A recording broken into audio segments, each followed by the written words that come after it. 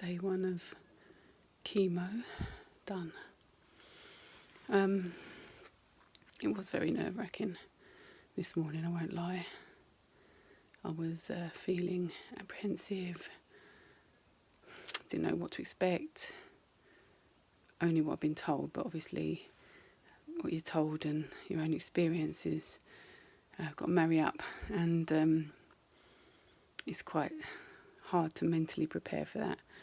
So yeah, I had to lay aside fear, brush that aside with faith, and trust God that he was with me in this journey today, as he has been every step of the way. An early start. I had to be there for 8:30 today for chemo.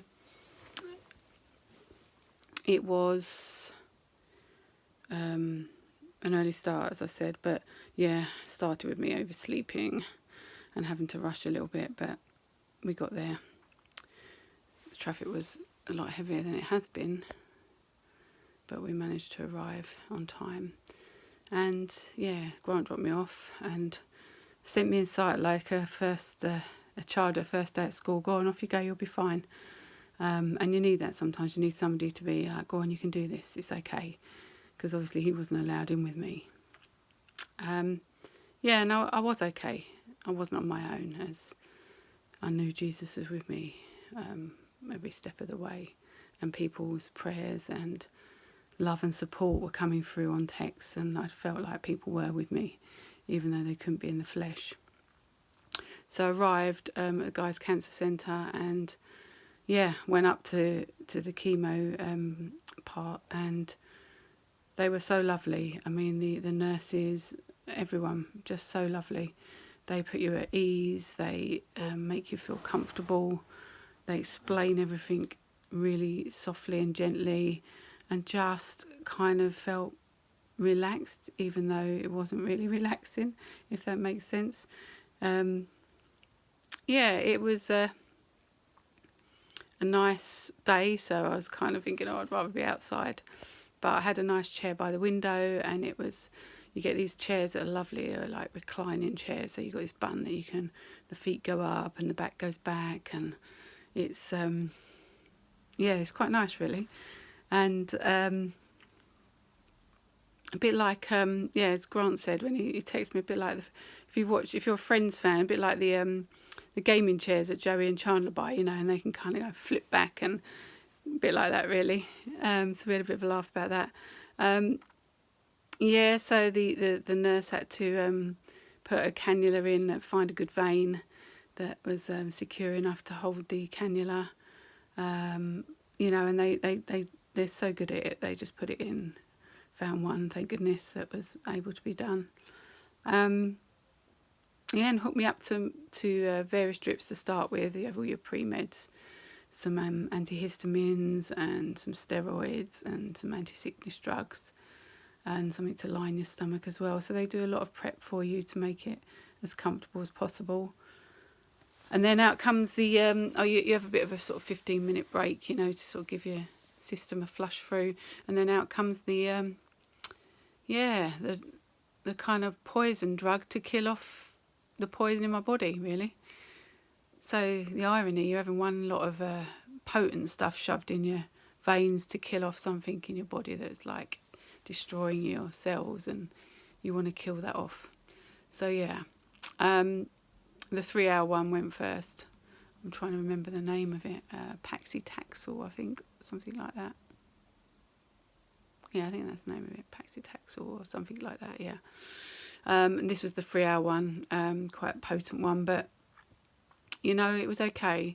It was all going in all right. My fears of, it's not going to work or it's not going to go in the vein. Just, I was able to really know that peace of God again that just comes. And I was chatting to another lady in there, but then I was listening to some podcasts, some talks from the New Ground, which is part of the group of churches that mine belongs to, New Ground Church's women's conference that was held in March that I didn't get to. And I was listening to Kemi Colioso's talk and Natalie Williams' talk on the podcast, and they were just so relevant and so amazing about having courage and faith in adversity, and just really talking about the story of Esther, and Kemi sharing her story and how she's, you know, managed to just overcome fear with faith, and anxiety with faith, and just see God break through in her life. And then Natalie as well, sharing from her heart, and how God just comes to us in our broken times, even though things are bombarded at us. So I felt like I could totally relate to both those talks, and it really helped me when I was there. And I listened to lots of worship and did my knitting. So it was nice. So that one kind of past time, you get tea, coffee, biscuits coming around, and then a sandwich and a jelly at lunchtime. Yeah, and then a bit of more of a break, and then had the last carboplatin for the last hour. And then after that's done, everything gets taken out and get me meds to bring home. So anti-sickness drugs, steroids, and some more injections to do. I thought I'd done away with all the injections because I finished my blood thinning ones from hospital last night. Yay! And then I get another lovely load from Chemo today to help me in my second week when my white blood cell count will drop and my immunity will be low. So these are to boost my white blood cell. So yeah, going back to the stabbing injections in my thighs business, but only for a little while, not prolonged. Yeah, it was okay in the end. It was tiring, but I got home about 4:30 and relaxed, and just, yeah, it's good to be home. We'll see what the next few days bring, and I'll do an update, you know, maybe in the next week or so to let you know how I'm doing. But yeah, I made a new best friend today. I've got a picture of it. I didn't video it, but yeah, my chemo bag's attached to this sort of long pole, and that they're hooked on, and the cannula in your arm. You sort of have to go everywhere with it, to the toilet. You're hooked up to it for hours on end. Became a new best friend today. So yeah, that was fun, trying to introduce myself. Sorry, trying to introduce that to everyone else on photo today, sending shots and saying, come on, let's name my new best friend. Making light of something that is really difficult, but it was quite funny, really. Having to wear my mask in there all the time because of COVID-19. That was a bit strange, sitting there with this mask on the whole time. But, it has to be done. It has to be done. And, there's lots of people receiving their treatment all spaced out, 2 metres apart. And again, big shout to the NHS. They do a fantastic job in a very difficult time. The nurses were fantastic, just working around everyone, making sure everyone was okay, checking up on you. There wasn't a moment I didn't feel like I couldn't call them, I couldn't ask them. There was nothing that was too big or too small that they would kind of come and check up on and reassure you and just make you feel like, yeah, it's okay, you're doing all right. So everyone mattered to them, and people came, people went, and they treated everyone with love and respect, and that's great. So thank you to everyone at the Cancer Centre and the Oncology Department at Guy's Hospital.